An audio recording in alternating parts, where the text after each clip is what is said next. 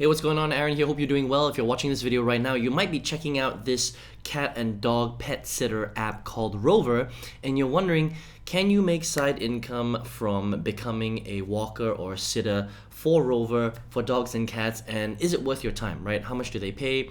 How does it work? Is it tricky handling other people's pets, things like that? Is it a good side gig? All right, I'm going to review all of that in this review, and you can decide for yourself whether it's worth your time or not, right? Now, at any time, if you want to get my favorite way to get to 5 to 10,000 US dollars per month, 100% from home, you don't even have to leave the house, then just go ahead and click the link below, and I'll send you that strategy straight to your email if you want to check that out, all right? Now, I've reviewed hundreds and hundreds of different ways to make money on the internet. The cool thing about the day and age that we live in right now is we live in the new economy, right? So there are so many different ways to make money through apps, through side gigs, through the gig economy, and Rover and actually walking dogs and cats and actually sitting them is one of those ways, right? So Rover is one of the market leaders in the world for dog and cat sitting and walking. They're based in Seattle. They were opened in 2011, and they're only based in US, Canada, and Europe. All right. So unfortunately, if you live outside of these areas, you're not going to be able to become what's called a sitter. All right. So if you come to the website here and you decide to become a sitter, the way that it works is you would, well, first of all, click on sitter. Okay, you can download this on your Android or your iOS device, right? And the first thing you'll do is you need to get started as a sitter, and you will need to pay $25 for a background check. That's really important because, look, you're handling other people's, pet family, right? Fur kids, and so they want to make sure that you've got a good background, and they don't want people with bad backgrounds looking after people's pets, right? Fair enough. So $25, that's something that you have to spend up front, fill in all the details, and then it'll take a little bit of time for them to actually approve your profile. Once they've approved your profile, then you can set up your profile, all right? So you can set your own schedule, you can set your own prices. I would recommend setting prices based on the people around your area because it becomes competitive, right? So depending on where you live, if you live in an urban area, especially if you're living in places like New York City or, LA or Boston, things like that, right? Depending on where you live in the world, London, it will be pretty competitive, especially in the really dense urban areas. So have a look around your area.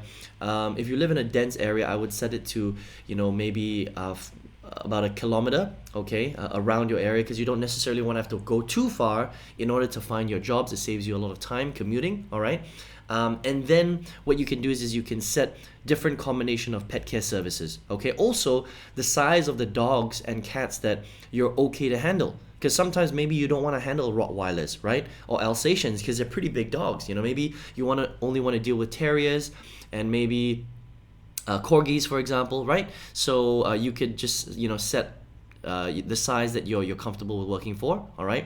And then based on your profile and what you've set up, you can accept requests when people decide to accept you. And then once you've done the service, then you get paid directly through Rover, which is pretty cool. All right. So Rover takes 20% of the fee because they manage everything start to finish. It's not the cheapest platform, but if you get really good at this and you've got a great profile and you've got good feedback, good testimonials, things like that, then you can potentially pick up quite a lot of jobs. It just really depends on your skill of using the app and how good you are as a sitter or a walker. Okay. Now, different services that you can offer: boarding. This is really high, right? This is actually people coming to your house and staying overnight. Okay, so you can earn the most for that. You can walk dogs. It's usually about an hour walking. Doggy daycare, where they just pop into the day and then they leave after that. Or you can just do a drop-in visit.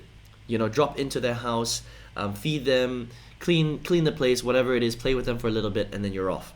Right? So how much can you charge for these things?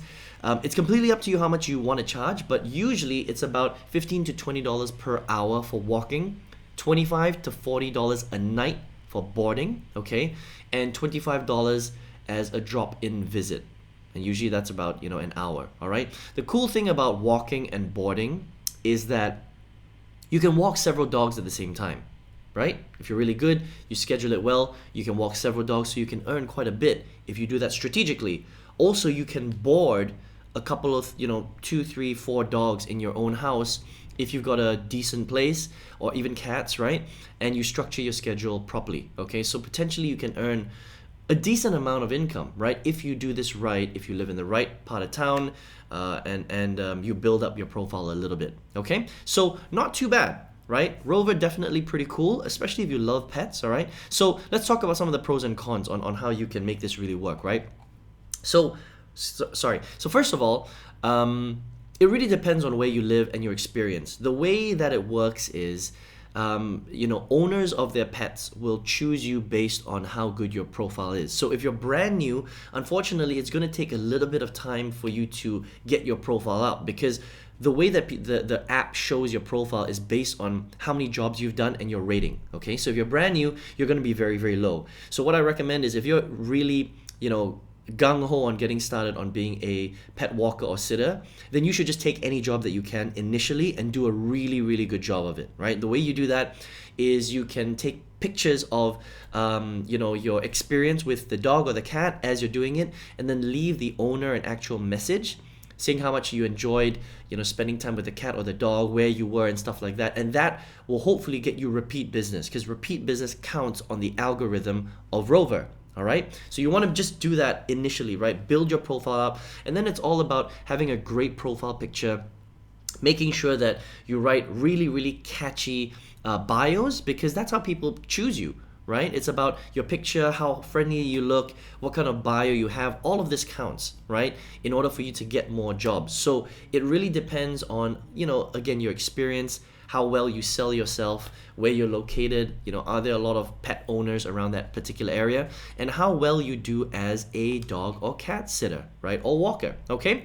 And that will really depend on how much money you can make. So if you live in the right place and you do this correctly, you can potentially earn quite a bit, right? You can do pretty well, especially if you're walking several dogs at the same time, or you're boarding several dogs or cats at the same time, right? Potentially you could earn quite a little bit of money. But if you don't do it well, and you live in a part of the country where you don't really have access to that many pet owners, then you're only going to earn whatever you get to work on, right? Which might be only $20 an hour, or it might be $25 for boarding a cat or dog. So it really depends, right? On a few factors, to be honest. Your location, how good you are, and how well you sell your profile, and how well you get feedback from, or give feedback from your testimonials. All right?